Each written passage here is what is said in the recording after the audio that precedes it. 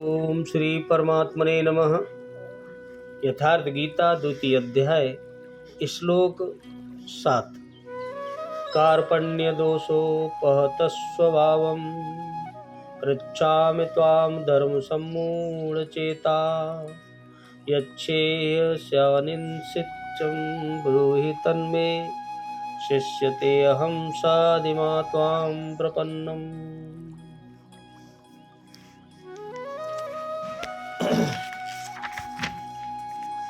इसलिए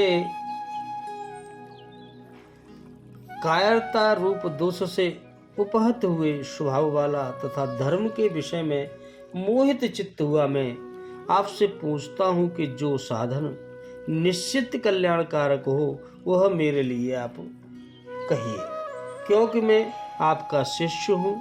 इसलिए आपके शरण हुए मुझको शिक्षा दीजिए प्रभु, मैं आपकी शरणागत हूँ। अर्जुन कह रहे कृष्ण भगवान से, कायरता के दोष से नष्ट स्वभाव वाला, धर्म के विषय में सर्वथा मोहित चित्त हुआ मैं आपसे पूछता हूं, जो कुछ निश्चित परम कल्याणकारी हो वह साधन मेरे लिए आप कहिए प्रभु। मैं आपका शिष्य हूं, आपकी शरण में हूं, मुझे साधिए। केवल शिक्षा न दीजिए बल्कि जहां लड़खड़ाऊं वहां मुझे संभालिए प्रभु। लाद दे लदाए दे और लदाने वाला साथ चले, कदाचित गट्ठर गिर पड़ा तब कौन लदवाएगा। ऐसा ही समर्पण अर्जुन का है। यहाँ अर्जुन ने पूर्ण समर्थन कर दिया। अभी तक वह श्री कृष्ण को अपने स्तर का ही समझता था, अनेक विद्याओं में अपने को कुछ आगे ही मानता था। यहाँ उसने अपनी बागडोर श्री कृष्ण को वस्तुतः सौंप दी, उनके हाथ में दे दी। सद्गुरु पूर्ति पर्यंत हृदय में रहकर साधक के साथ चलते हैं। यदि वे साथ न रहे तो साधक पार नहीं हो सकता, लड़खड़ा जाएगा।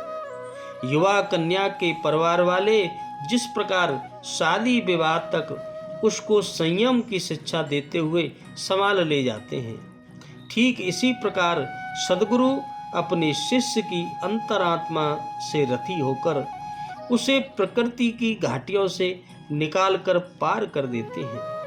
अर्जुन निवेदन करता है कि भगवान आप ही मेरा कल्याण करिए। इस प्रकार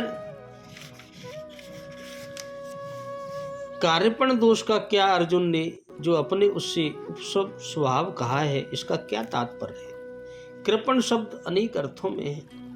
जिसके पास पर्याप्त धन है परंतु जिसकी धन में इतनी प्रबल आसक्ति और लोभ है कि जो दान और भोगादि के न्याय संगत और उपयुक्त अवसरों पर भी एक पैसा खर्च नहीं करना चाहता, बहुत कंजूस है, उस कंजूस को कृपण कहते हैं। मनुष्य जीवन का शास्त्र सम्मत और संत जन नादमोदित प्रधान लक्ष्य है भगवान के तत्व को जानकर उन्हें प्राप्त कर लेना। जो मनुष्य इस लक्ष्य को भुलाकर विषय भोगों में ही अपना जीवन खो देता है, उस मूर्ख को भी कृपण ही कहते हैं। यह श्रुति कहती है, क्या कहती है, यो वा ईदचरम गार्गिन्द्रिय विदित्वा अमस्वलोकात् प्रेति सकृपण। हे गार्गी, इस अविनाशी परमात्मा को बिना जाने ही जो भी कोई इस लोक से मरकर जाता है वह कृपण है। जो भगवान को जान नहीं पाता और मर गया तो वह कृपण है, कंजूस है। भगवान ने भी भोग ऐश्वर्य में आसक्त फल की वासना वाले मनुष्यों को कृपण कहा है। कृपणाः फल हे तबः। सामान्य दीन स्वभाव वाला वाचक भी कृपण शब्द है। यहाँ अर्जुन ने जो कार्पण्य है वह न तो लोभ जनित कंजूसी है और न ही भोग शक्ति रूप कृपणता ही, क्योंकि अर्जुन स्वभाव से ही अत्यंत उदार दानी एवं इंद्रिय विजयी पुरुष हैं। यहाँ भी वो स्पष्ट शब्दों में कहते हैं कि मुझे अपने लिए विजय, राज्य या सुख की आकांक्षा नहीं है। जिनके लिए वस्तुतः अपेक्षित है वे सब आत्मीय जन तो यहाँ मरने के लिए खड़े हैं। इस पृथ्वी की जो बात ही क्या है, मैं तीनों लोकों के राज्य के लिए भी दुर्योधनादि को नहीं मानना चाहता। समस्त भूमंडल का निष्कंटक राज्य और देवताओं का आधिपत्य भी मुझे शोक रहित नहीं कर सकते। जो इतना त्याग करने को तैयार है वह कंजूस कैसे हो सकता है, भोगशक्त नहीं हो सकता। दूसरे यहाँ ऐसा अर्थ माना सर्वथा विरुद्ध है। यहाँ अर्जुन एक कार्पण्य इस प्रकार दैन्यहीन जो करुणायुक्त कायरता और शोक के रूप में प्रकट हो रहा है। संजय ने प्रथम श्लोक में अर्जुन के लिए कृपयाविष्टम पद का प्रयोग करके इस करुणा जनित कायरता का ही निर्देश दिया है। तीसरे श्लोक में स्वयं श्री भगवान ने भी क्लेव्यम पद का प्रयोग करके इसकी पुष्टि की है। तब यही प्रतीत होता है कि अर्जुन का यह कार्पण्य बंधुनाश की आशंका से उत्पन्न करुणा युक्त कायरता ही है। अर्जुन आदर्श क्षत्रिय है, स्वाभाविक ही शूरवीर है, उसके लिए कायरता एक दोष ही है, चाहे वह किसी भी कारण से उत्पन्न हो।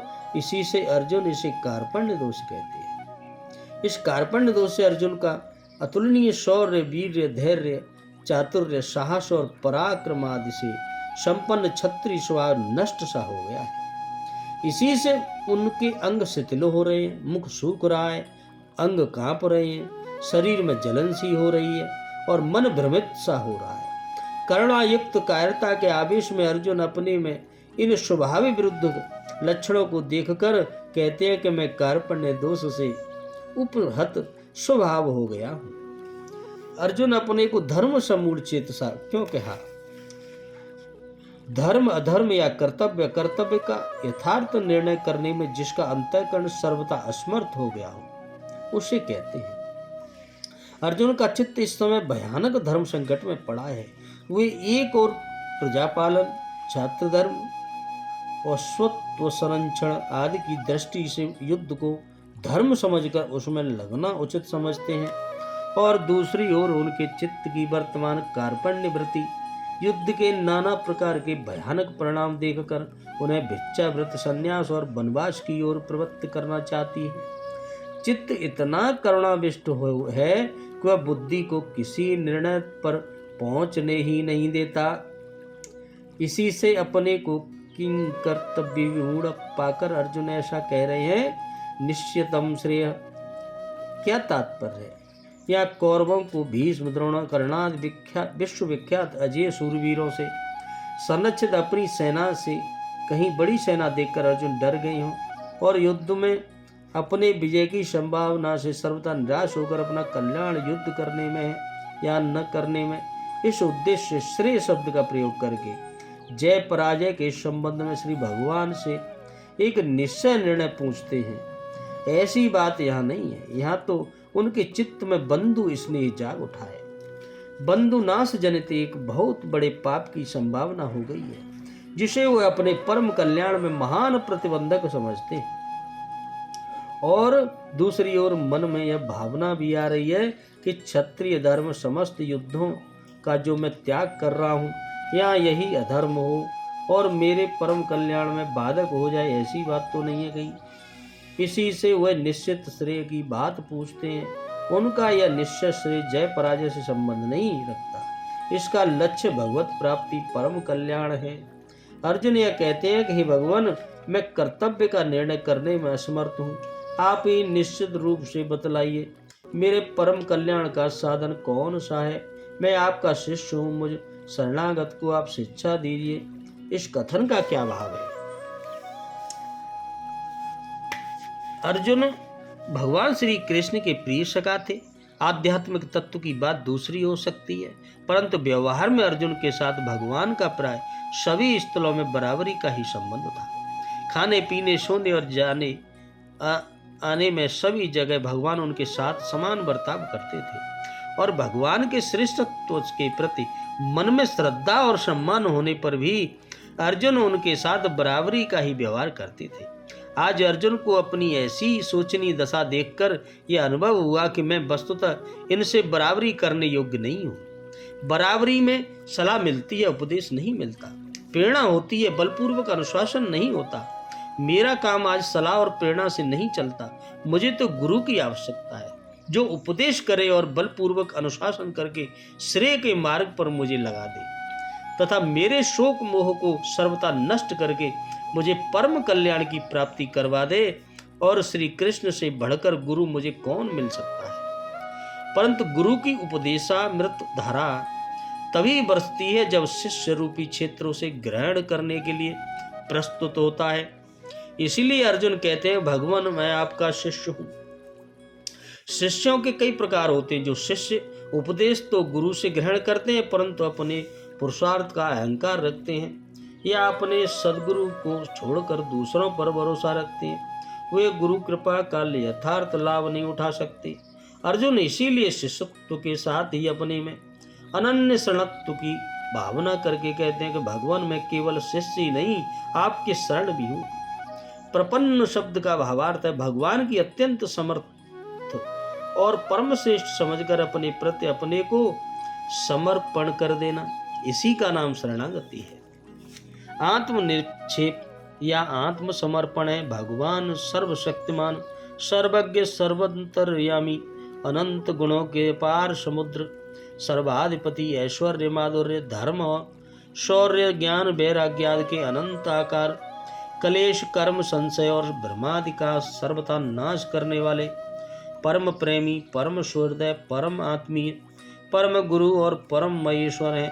ऐसा विश्वास करके अपने को सर्वथा निराश है निर्वलंब निर्बुद्ध निर्बल और निःसत्व मानकर उन्हीं के आश्रय अवलंब ज्ञान शक्ति सत्व और अतुलनीय शरणागत वत्सलता का दृढ़ और अनन्य भरोसा करके अपने को सब प्रकार से सदा के लिए उन्हीं के चरणों पर न्यौछावर कर देना और निर्मेष नेत्रों से उनके मनोनयन भी राम मुख चंद्र की ओर निहारते रहने की तथा जड़ कठपुतली की भांति नित्य निरंतर उनके संकेत पर नाचते रहने की एकमात्र लालसा से उनका अनन्य चिंतन करना ही भगवान के प्रपन्न होना है।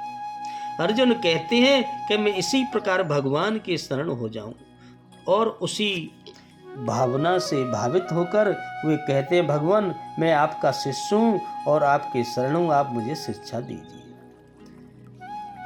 अर्जुन यही कह रहे हैं। अर्जुन की यह शरणागति सर्वोत्तम और सच्ची भावना जब 18वें अध्याय के 65वें और 66वें श्लोक में भगवान ने सर्वगोतम उपदेश से प्रभाव से सच्ची शरणागति रूप से परिणत हो जाएगी और अर्जुन जब अपने को उनके कथानुसार चलने के लिए तैयार कर सकेंगे तभी गीता का उपदेश समाप्त हो जाएगा। वस्तुतः इसी श्लोक से गीता की साधना आरंभ होती है। यही उपदेश उपक्रम का बीज है और सर्वधर्मानां परित्यज्य श्लोक से ही इस साधना की सिद्धि है, वही उपसंहार है। इस प्रकार शिक्षा देने के लिए भगवान से प्रार्थना करके अर्जुन उनसे प्रार्थना हेतु बतलाते हुए उन अपने विचार प्रकट करते हैं। ओम श्री राधे राधे राधे कृष्ण।